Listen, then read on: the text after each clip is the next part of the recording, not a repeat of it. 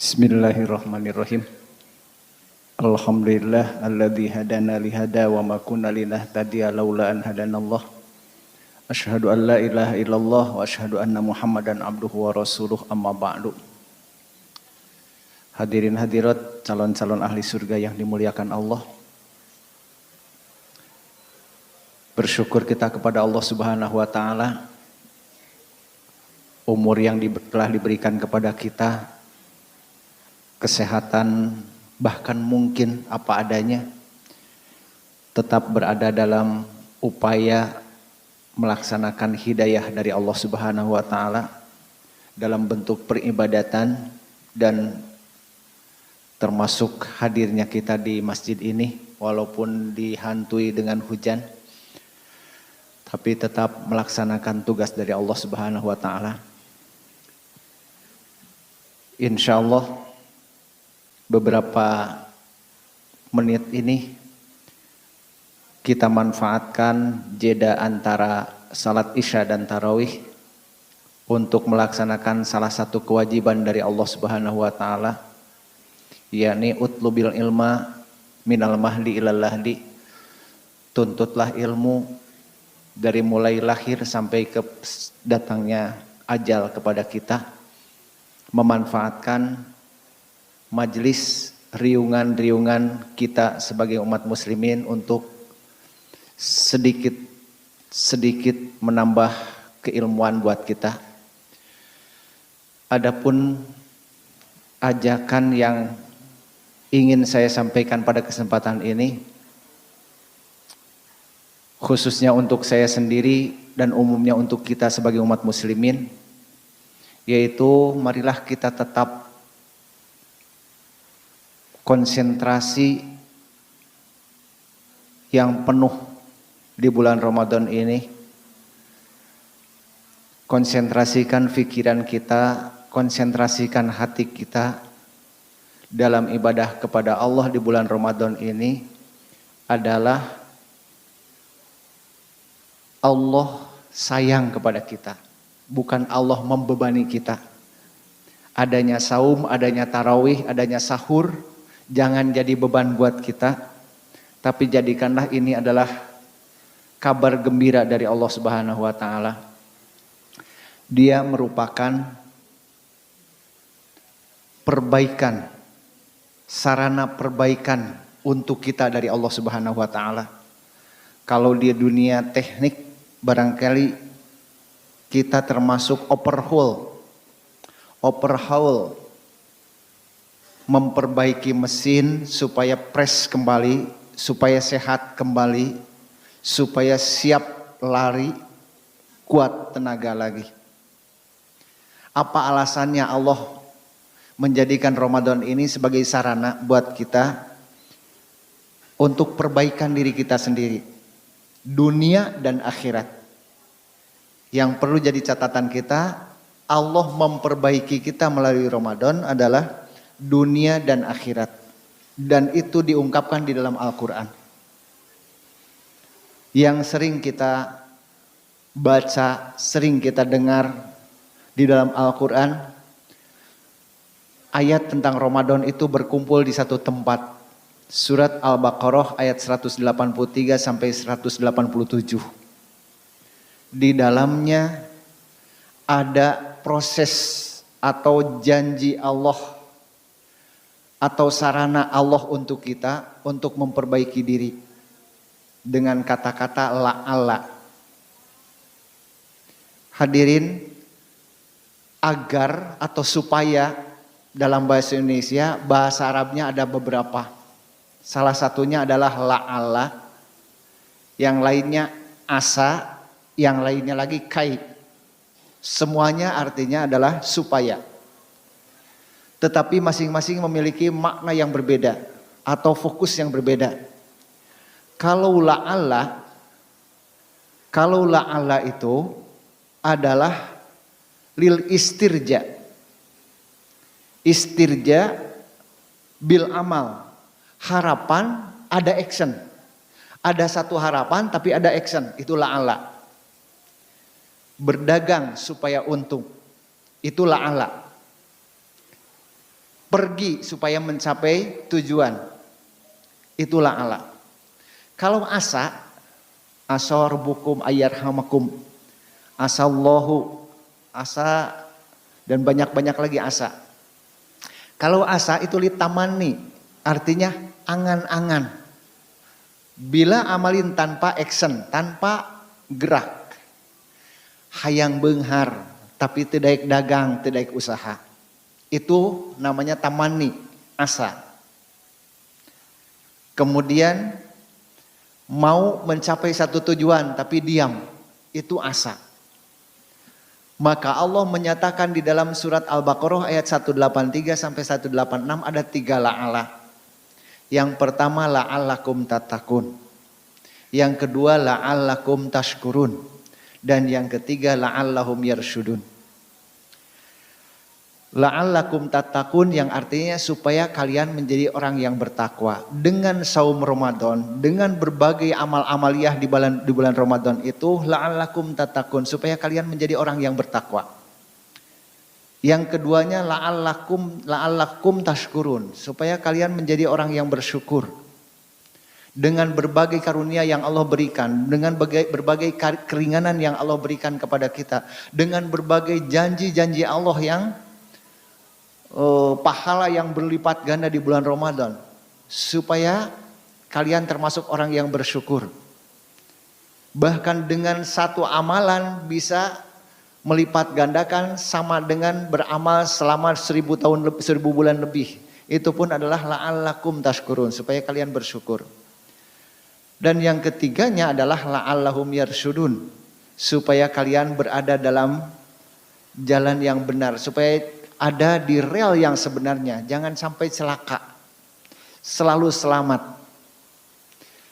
Tiga-tiganya adalah sarana yang Allah siapkan di bulan Ramadan ini. Terutama di bulan Ramadan ini adalah yang jumlahnya, volumenya banyak sekali. Kita gali kembali. Kenapa la'allak tattaqun itu untuk apa? Apa hikmahnya kita menjadi orang yang bertakwa di dunia dan di akhirat? Salah satunya surat At-Tolak ayat 2, ayat 3, ayat 4 sampai ayat 5. Allah berjanji, ada 4 janji Allah bagi orang yang bertakwa. Jika Ramadan kita bagus sehingga menjadi orang yang bertakwa, maka wa may yattaqillah yaj'al lahu makhrajan. Orang yang bertakwa itu akan diberi jalan keluar oleh Allah langsung dari segala kesulitan yang dihadapi di dunia. Kesulitan di dunia itu akan diberikan jalan keluarnya oleh Allah. Yaj'al lahu makhrajan. Apalagi di akhirat. Wa yarzuqhu min haitsu la yahtasib, dan Allah akan menganugerahkan rizki. Banyak rizkinya yang di luar dugaan. Rizki di luar dugaan biasanya lebih nikmat, lebih barokah, dan lebih terasa membahagiakannya dibandingkan dengan rizki yang sudah diperkirakan. Rizki yang di luar dugaan itu walaupun nilainya hanya Rp5.000, tapi kita sedang butuh-butuhnya, itulah biasanya yang luar biasa nikmatnya. Wa yarzuqhu min haitsu la yahtasib. Kemudian yang ketiganya, wa may yattaqillah yaj'al lahu min amrihi yusra. Barang siapa bertakwa kepada Allah, Allah akan menjadikan segala persoalannya mudah, tidak mumet dengan persoalan-persoalan yang dihadapi, apapun itu. Urusan dunia, apalagi urusan akhirat. Itu yang dijanjikan oleh Allah orang yang bertakwa.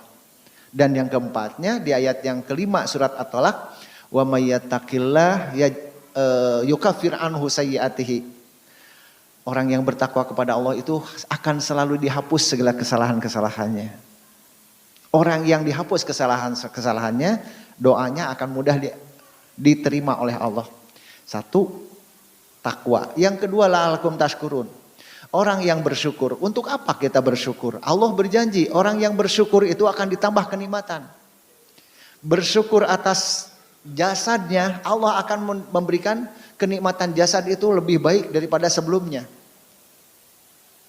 La in syakartum la azidannakum. Itu janji Allah. Dan ini sudah terjadi pada kita. Orang yang pandai bersyukur terhadap apa yang Allah anugerahkan itu akan terasa semakin nikmat hidupnya. Bahkan dikatakan man lam yashkurillah lam yashkurin nas. Barang siapa yang tidak bersyukur kepada Allah itu yakin tidak akan bersyukur kepada sesama manusia. Wa may yashkur fa inna ma yashkuru li nafsihi. Orang yang bersyukur itu bukan untuk Allah. Orang yang bersyukur itu untuk dirinya sendiri.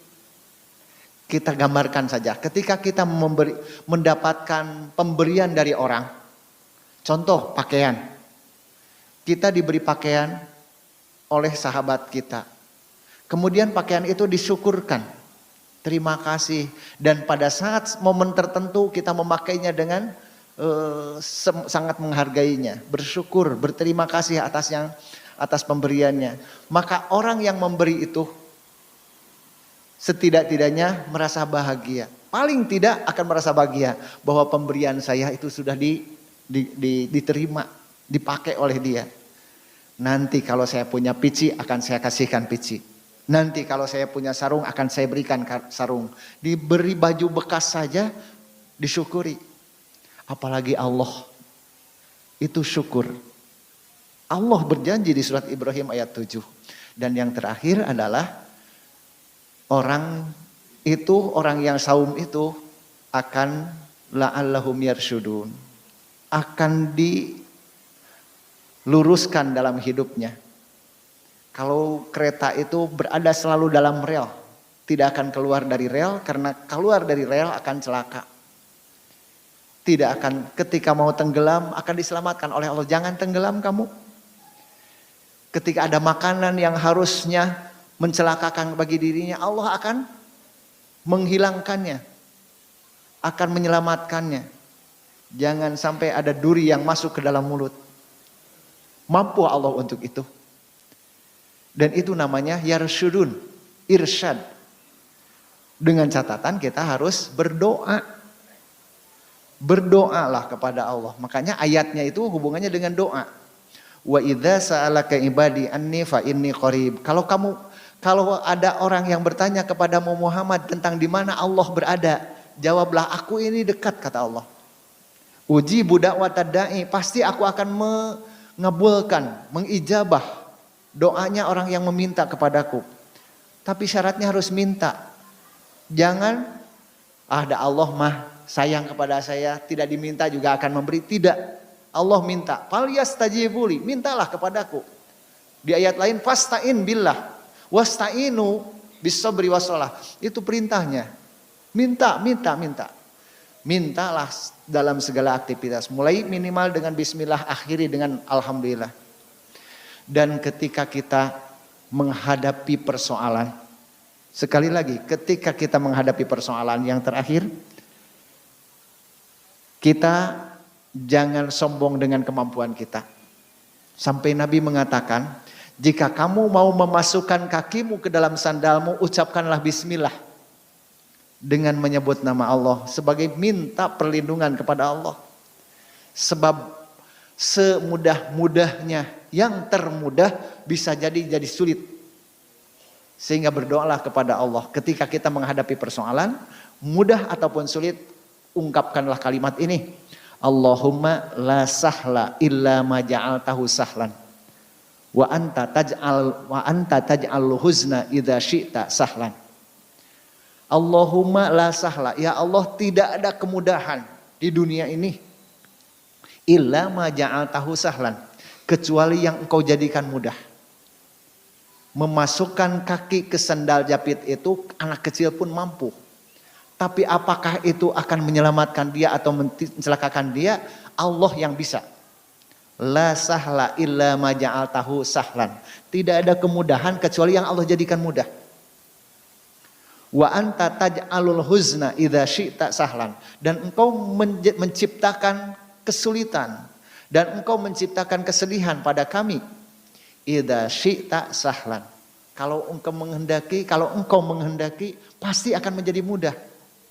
Jangankan yang masuk akal, yang tidak masuk akal pun akan menjadi mudah. Seperti yang terjadi pada para nabi.